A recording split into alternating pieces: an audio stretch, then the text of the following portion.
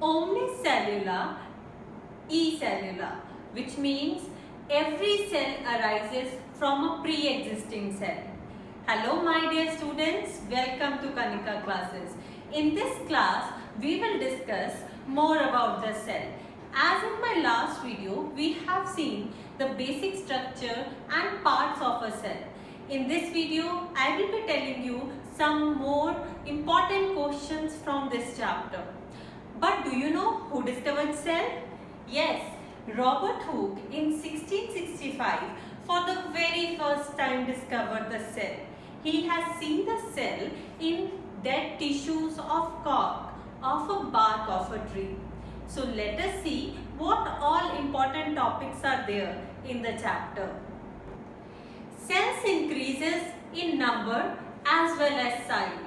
The overall activity of an organism depends on the individual activity of each and every cell present in the organism. Let us see the different properties of these cells. Cell number or number of cells. The number of cells in an organism depend on what kind of organism it is. It is a unicellular organism or a multicellular organism. In case of a unicellular organism, there can be single cell. In case of multicellular organisms, there can be million of cells in this organism. For example, with human being, we are having very large number of cells in our body because we are multicellular. Cell size. The size of the cell is microscopic. You know that we require a microscope to see the tiny structure of the cell. But there are some of the exceptions. For example, ostrich egg. The size of the ostrich egg is very large that we can see it, and it is the largest cell. The nerve cell, it is the longest cell, or the very minute PPLO mycoplasm, that is the smallest cell. You have to remember the examples of largest cell, smallest cell and longest cell. That is in your syllabus. Shapes of cell. My dear students, the shape of cell depends upon what is the function of the cell. For example, the biconcave RBC is having the function of carriage of oxygen and carbon dioxide. So it has been evolved of that shape. The shape of the stomata, that is the bean-like shape. The shape of stomata is because it has to open and close for the exchange of gases, and the shape of WBC, that is irregular. Irregular shape of WBC help it to crawl out in the blood plasma and move towards the organisms that are foreign for the body. And the next important topic is the difference between plant and animal cell. I am giving you 5 important points, just go for them. Cell wall is present in plant cell, but it is absent in animal cell. So the first point is cell wall. Plastids are present in plant cell, but they are absent in animal cell. So the second point is plastids. Large vacuoles are present in plant cell, but in animal cell small vacuoles are present. So the third point is vacuoles. Centrioles are absent in plant cell, but present in animal cell. So the fourth point is centrioles.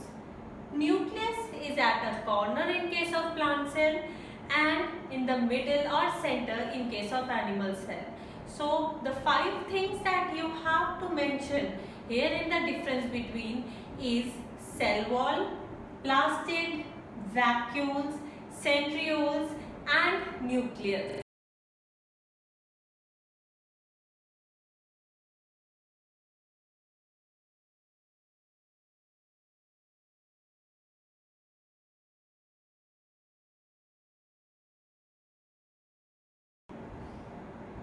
Having difficulty in drawing diagrams? No problem. You can draw along with me. Take out your pencil and notebook and we will be together drawing the the diagram of plant cell and then animal cell. So let us start.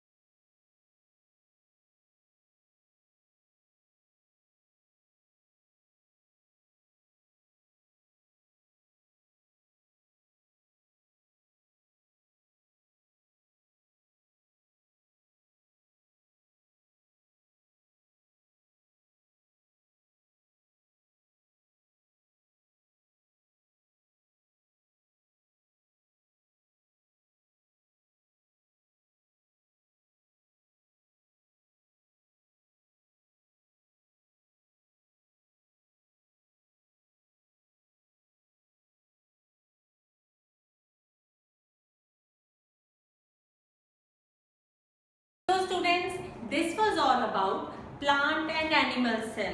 I hope it is clear to you how to easily draw plant cell and animal cell now.